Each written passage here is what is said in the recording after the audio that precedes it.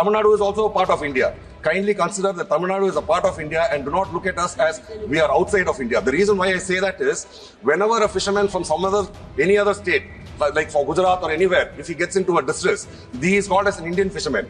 But the moment there is a person from Tamil Nadu who is a fisherman having a problem in the Sri Lankan waters, they immediately say it's a Tamil fisherman. They don't call it as an Indian fisherman. Inside the parliament, that MPs from several states are coming and the translation is not available was actually a very, very sad state of affairs. Why is the chair speaking for the treasury benches? You are supposed to protect us. I am allowed. I am allowed. Yeah, for the treasury benches? No. You are representing us also. No. You are asking for a clarification immediately then and there. But I hope that on more sensitive issues, the chair will always behave in such a way where the same fairness is extended to all the members in the opposition benches, sir. What we are following what you did when you were in opposition, the same democracy you want, and we are trying to follow the same thing, sir. We are not doing anything undemocratic, sir. Thank you very much, sir, for giving me an opportunity to speak on this bills of lading 2024. Sir, I would like to thank the Honourable Minister for naming it as the Bills of Lading Bill of 2024 instead of calling it in some Hindi name, which would not have been found it easy for us to understand or even comprehend, sir.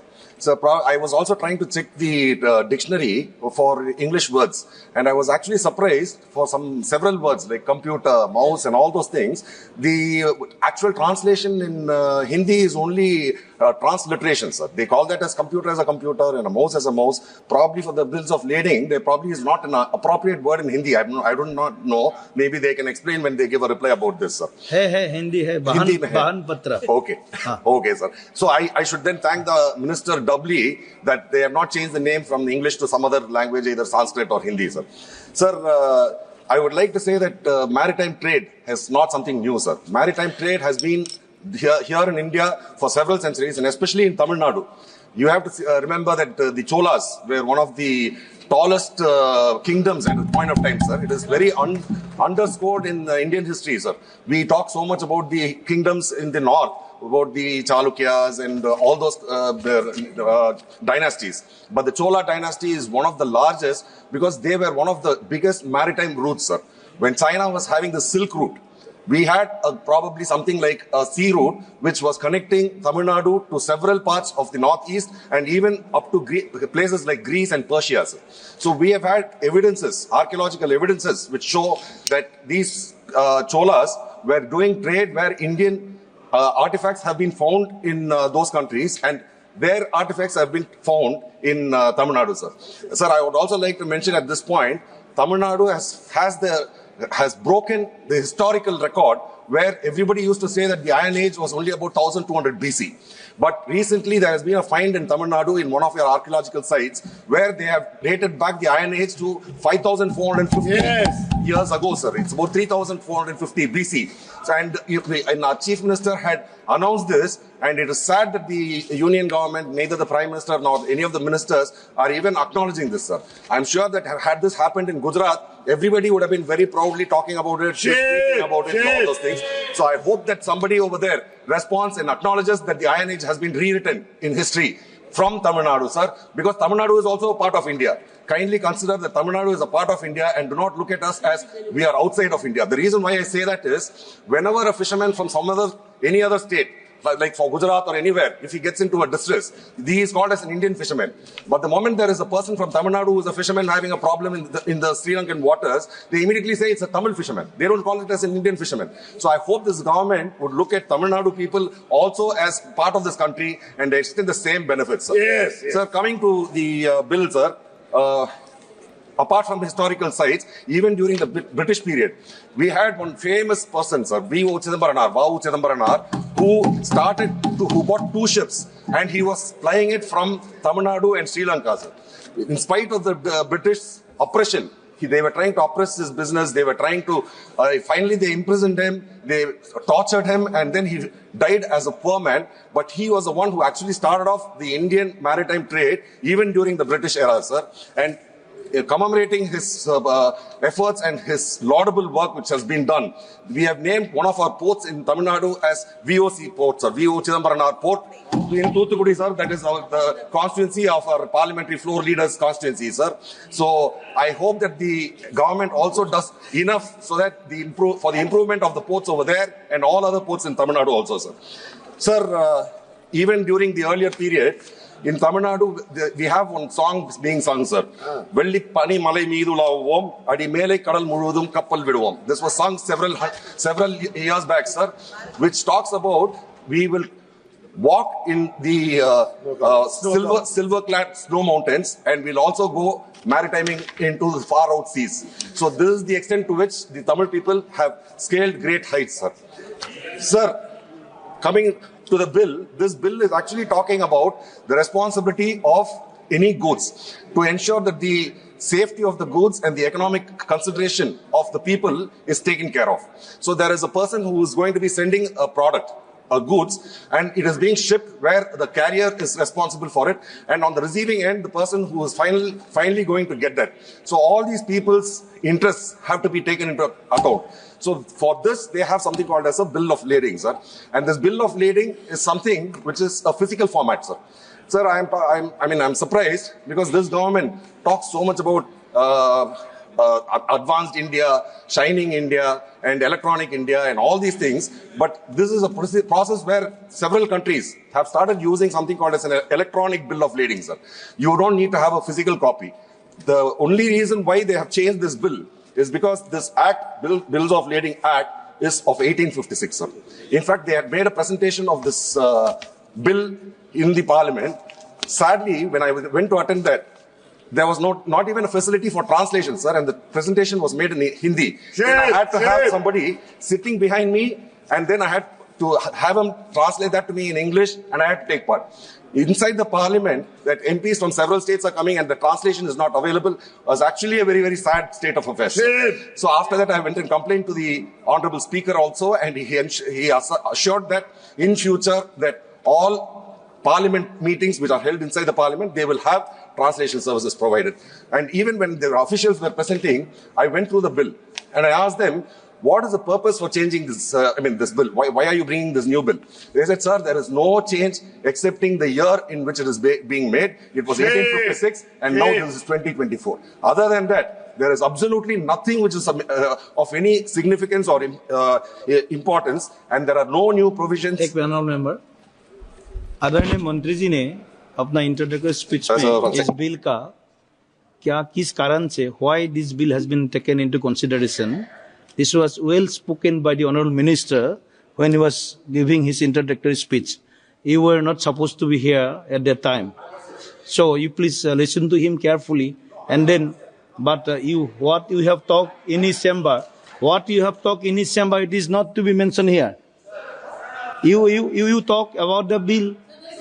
Yes, please go. No. You did not understand what I am trying to tell you. Okay. No, you please let me. Sir, I was not referring to the minister's speech at all. I was only stating that the person who had made the presentation, you can ask, it is all video recorded, sir. It is available on YouTube even today. You can go and see, you can see Minister, the interactions. you have to check it. The officials are the ones who gave me this reply when I inquired about this. You have to check it. Honourable Minister. Sir, why are you invoking? Yes, please. Sir, just a minute. Honourable Minister, just a minute. Respected Sir, actually in this regard, whatever presentation was made, it was all being done by our senior officials, and all the queries, whatever Honourable Member of Parliament raised, it was effectively addressed. And I believe that's the provision was created there and comfortably done. I don't see any controversial issue to be raised out of this kind of this thing.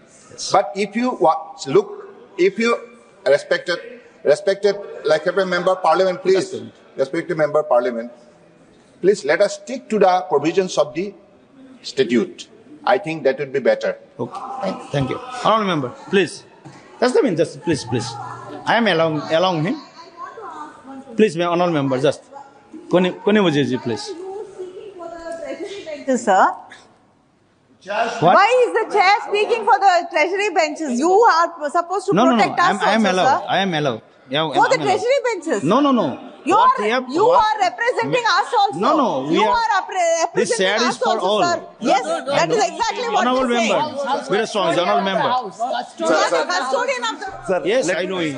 I know sir. it. I will I know. clarify the misunderstanding. Okay. No, sir. Sanjay, sit down, Sanjay. Sir, you had assumed that I was not here when the minister made his presentation. I would like to correct that I was here when the minister had made his presentation. But you did not understand what I was trying to say. What I was trying to say was that during the meeting over there, the officials, they told us that there is no change in the provisions or any of the content other than the year in which it is being done. So I asked them, is it because it was during the colonial period that this bill was brought, that this act was brought, that they are changing it, and they just laughed. So I'm just wanting to highlight. I truly understand what you have saying. I truly understand. But if any member, when the meeting was going on, when any officers speaks like this, just clarify, Honorable Minister, I have given the scope to clarify his stand. No other intention is there. Please. Veeraswamy, please. Veeraswamy, please. Sir, Veeraswamy, please. I'm actually grateful that you are asking for a clarification immediately then and there. But I hope that on more sensitive issues, the chair will always behave in such a way where the same fairness is extended to all the members in the opposition benches, sir. So because we have found that several times, though we keep screaming, even if we come to the middle of the well and we keep screaming, that none of these are being addressed, sir. Most of the time we are being ignored. And usually it is the protocol of the house. When the house is not in order, the house will not run, sir. But here we find that several times, like even if there are 50 MPs inside the well and shouting, the house is running comfortably where the person in the chair is not at all bothered about this. In fact, this morning also. Please come to the No, point. sir, you brought me here, sir. I was actually going in a different path. हर दिन well में आते हैं sir, हर दिन well में आते हैं you are the ones- और हर दिन शोर शराब करते हैं, रक्कस करते हैं. ऐसे इनका हिसाब से जाता है तो पार्लियामेंट चल ही नहीं सकते. हमको तो गवर्नमेंट बिजनेस भी है और जो कुछ भी वो लोग बोलते हैं वो भी हमको सुनना है. हम सुनने के लिए आते हैं. Thank you, Mantra. We are only following your precedents, sir. What we are following what you did when you were in opposition. The same democracy you want, and we are trying to follow the same thing, sir. We are not doing anything undemocratic, sir. We are not doing anything undemocratic. So you started it, sir. You started it. No. It should be clear for all members. Sir, you have to understand, Tamil people are people where we are of the belief and faith that wherever we go, every one of them is a relative. They are all related to us. So this is the saying with which Yadam Ure Yavarum Kele. So this is what we believe in, sir. But most of the people in the treasury side, they do not see Tamil people as their relatives, sir. They are looking at them as, you can look at them as foes, political foes, but you're looking at us as enemies. So we have a spirit where Sendridveer Ettikkum, sir, I am talking on the bill, please keep quiet. Sendridveer Ettikkum, This enemy word should be example. Sir, can I? Enemy is not unparliamentary. No. Enemy is not unparliamentary. He can speak.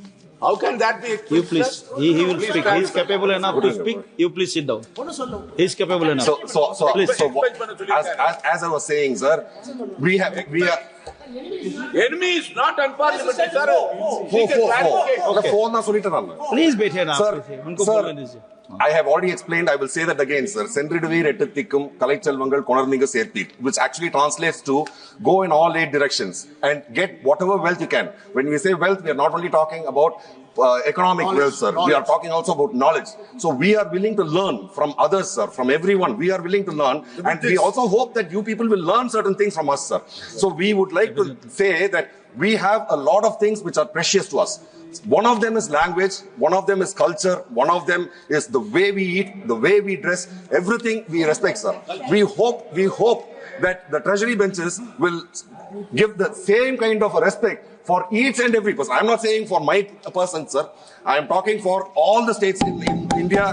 I think they should be given a free and fair way of carrying on with their culture, their food practices, and their education system.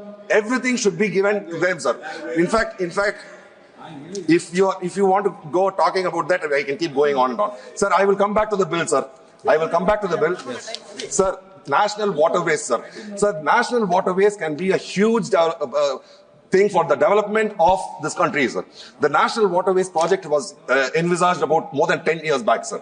That despite so many years, this present government and the budget outlay for that is roughly around 6 lakh crores or more, sir. Sir, despite that, I think there are several, in National Waterway 1 to National Waterway 6. And Tamil Nadu will benefit if National Waterway 4 is being implemented, sir.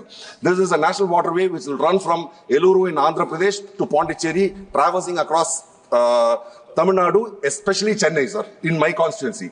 So I would request that the government look into it, because statistics has shown the transportation of goods, the costs, it is 4 times more expensive to transport by road, 2 times more expensive to transport by train, and 0.5 times more expensive to transport by ship. So shipping is one of the cheapest, simplest, most reliable way, and if the National Waterways project is implemented, Tamil Nadu will benefit in a huge way, sir, and not only Tamil Nadu, all the states, whichever states are being connected through all the National Waterway projects. Earlier speaker, Madam Pramod also had told about this. So I would like to re-emphasize to this government to see what can be done to implement the National Waterways project, sir. And once again, I thank the Minister for retaining the name of the bill in English. But I oppose this bill because only the year has changed, sir. Thank you very much. Thank you, Honourable Member.